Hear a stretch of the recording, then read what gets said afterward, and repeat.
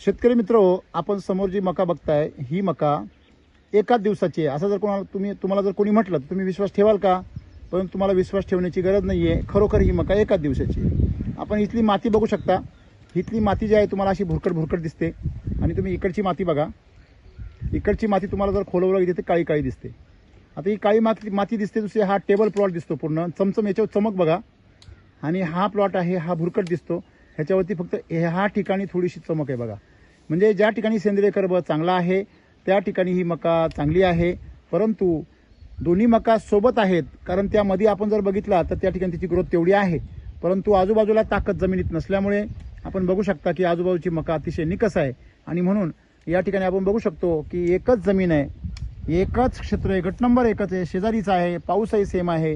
आणि अशा क्षेत्रामध्ये आपण बघतो एकाच दिवशी लावलेली मका, एससीटी वैदिक मका आणि केमिकल मकाचा एवढा मोठा फरक पडतो. आणि म्हणून शेतकऱ्यांनी पीक पिकवताना आपण आपलं पीक कसं असलं पाहिजे, आपण वाघ पैदा केला पाहिजे, आपण कुत्र्याची पिलं जन्माला घालून काही उपयोग नाही आहे, हे आपण शेतकऱ्यांनी समजून घेतलं पाहिजे. माझ्यासमोर जे शेतकरी आहेत, संदीपजी, ही तुमची मका आहे बरोबर आहे? तर ही तुमची मका आहे. कोणती?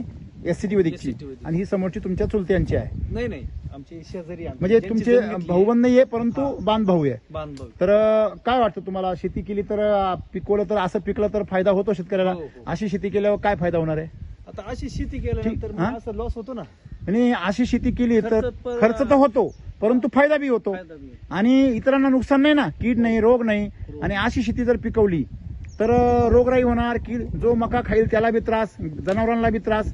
इथे जनावरांना बी आनंद, जे मकाचे दाणे ज्यांना खायला मिळतील त्यांचा पण आनंद, आणि वरतून तुम्हाला समाधान. शिवाय आता वरती 3 एकर मका आहे. असंच आहे तिथं पण. असंच आहे. मला सांगा, याच्यामध्ये एवढंच म्हणायचं आहे की तुमची ती 3 एकर मका ही तिथं आजूबाजूच्या सगळ्या 10-12 एकर मकापेक्षा भारी आहे. मला सांगायचं काय आहे की सगळ्या गावांनी जर अशी मका पिकवली आहे. आता शेतकरी मला जे मसोबाला आता कोंबडी ते आता आखाड चालू होता ना, कोंबडी ते कापायला ते म्हणे याला काय टाकलं म्हणून आमचीच कथा ते खुश होतात. आता मार्कून 2-3 जणांनी नेले बघून ना. हो. ओके. म्हणजे थोडक्यात मला काय सांगायचंय की लोक जे नावं ठेवतात वातावरणाला दिल्ली रोड आहे. थांबा. शेतकरी वातावरणाला नावं ठेवता, शेतकरी म्हणजे बियाणांना, कंपन्यांना नावं ठेवता. तर खऱ्या अर्थाने त्यांनी त्यांची जमिनीवर काम केलं पाहिजे. जमीन काय वाटतं तुम्हाला? जमिनीवरच काम केलं पाहिजे. मी पहिलं पण काय सांगतो सर, तुम्ही वर खर्च करा. तुम्हाला सांगतो हे जर खाली खर्च नसतं कारण वर मोकर आळी असती, मला त्यालाच फवार मारायची पाहिजे. बरोबर आहे. म्हणजे आता बघा तुम्ही इथून बघायला किती फरक वाटतो बघा. दोन्ही तुम्ही सेंटरला उभे, दोन्ही बाजूला बघितल्यावर किती असं वाटतंय की अॅनिमेशन केलंय. आता एवढं एकसारखी कमी जास्त मकाच नाही सर. पिवळी नाही, आता काही कोपऱ्यामध्ये पिवळी दिसायला पाहिजे ना. आता एक दंड कोणतं एकसारखं क्षेत्र राहत नाही ना, मग एकच की एकसारखी, कारण तुम्ही खत एसिडची एकसारखी वापरता ना. म्हणजे आता इकडे तुम्हाला सांगू, इकडे सगळी मुरमाड बाजू म्हणजे जमीन हलकी भारी आहे पण मका एकसारखी आहे. बरोबर आहे ना.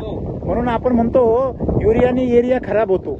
युरियाचा तो उपयोग असतो. बरोबर आहे ना. मला युरियाच भेटणार, मी युरिया घेतली नाही, काहीच नाही. आता तुम्हाला सांगतो युरिया भेटणं म्हणजे युरिया नाही भेटत ना आता शेतकरी. तुम्हाला पाहिजे का? नाही, मला तर मी वापरतच नाही. पण युरियाचं असं आहे का, युरिया जर असे सगळे आळे असते हे काय असा एरिया खराब होतो ना.